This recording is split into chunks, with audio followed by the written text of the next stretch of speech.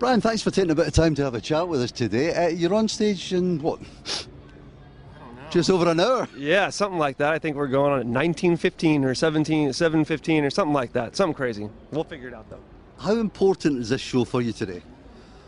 Well, I mean, I'd like to think that all shows are important to us. You know, there's kids everywhere, and they feel like every individual show is very important for them. But it's really special to us because obviously there's just the magnitude of kids. I mean, it's just a sea of kids out there, which is insane. It can be really exciting. But just we're huge fans like System of a Down and stuff like that. So to see those guys be playing with them, especially like direct support, that's a friggin' honor, you know? Obviously, the situation that you're in, it's a bit difficult to get down the front to watch some bands. But if you were able to get down, who would you watch today? Apart from yourselves. Well, I definitely want to see System. I caught a little bit of Down. I wish I could have seen more of them. I wish I could see Buck Cherry tomorrow, but I cannot. But yeah. Would you have watched Leopard last night? Yeah, I would have. I'm actually a decent fan. I got Hysteria. You know, that's pretty much it. I can't say that I have the extensive collection or whatever, but definitely a fan. When you were 14 and just getting into rock and roll, what were the first few bands that you listened to? Led Zeppelin was the first piece of music that I ever owned. Bohemian Rhapsody by Queen was the first song that just absolutely changed my life. A lot of Queen, a lot of Led Zeppelin. Let's see. Yeah, I mean, those were the two big bands that I was listening to quite a bit then. Both British? Both British. Well, all the good shit comes from over here. Apart from Avenged Sevenfold. Yeah, apart from Avenged Sevenfold. We saw you on your tour a few months ago with Synyster.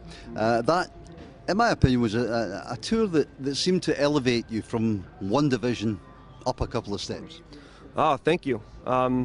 We were just lucky to be supported by really good bands. I mean, we've been coming over here for a long time. The kids over here are absolutely great.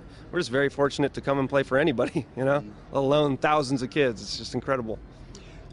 You can possibly tell from my accent that I'm from Scotland. Glasgow.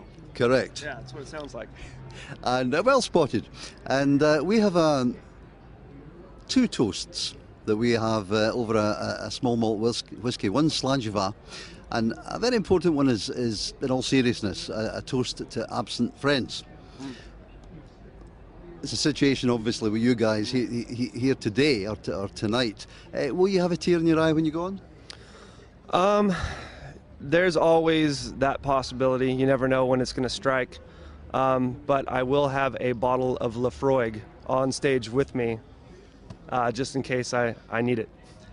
There's a wee Scottish man with a beard that'll be standing at the side. If there's a small glass with some ice in it, if you could pass it over. All right, if I see you, I'll give you some. Hey, hold up.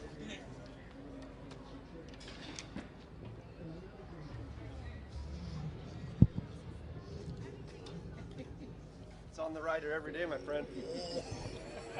Can we do it out of the bottle real fast, or are we going to get in trouble for that? Oh, no, I think we could manage a small one, right?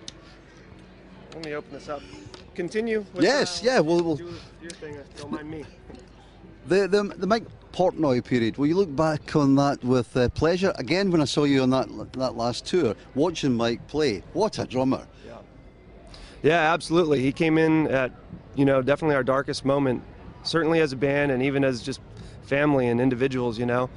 We grew up with Jimmy the Rev, you know, and he was our best friend and one of just the most insane creations, you know, ever that I've ever witnessed in my life. I mean, the man was just absolutely brilliant.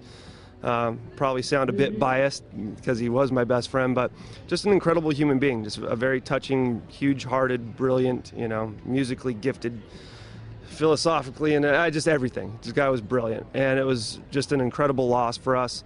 And to have some guy of that magnitude, you know, and that established, come in and basically hang the ego at the door and just say, hey, I'm your vessel. You just do with me what you will.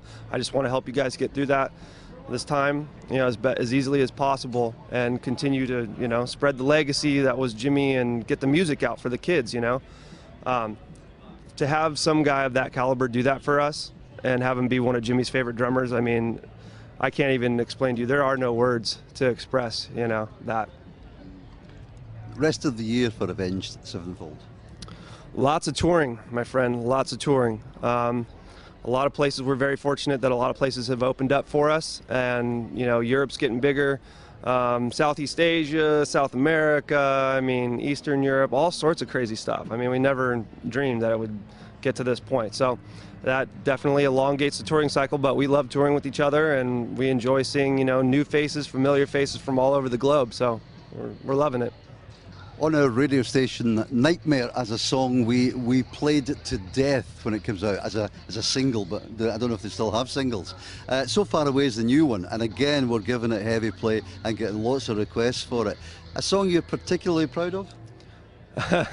Yeah, I'm definitely proud of it. You know, it's hard to, for me, like, it's just cool that I was able to say what I wanted to say to him. It's got kind of double meanings too.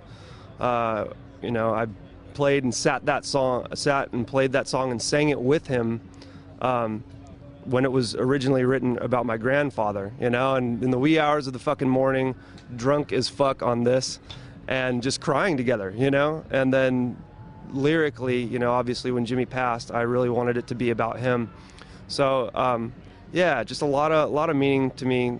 And to see that the song is starting to get a little bit of popularity and some success is very, very cool.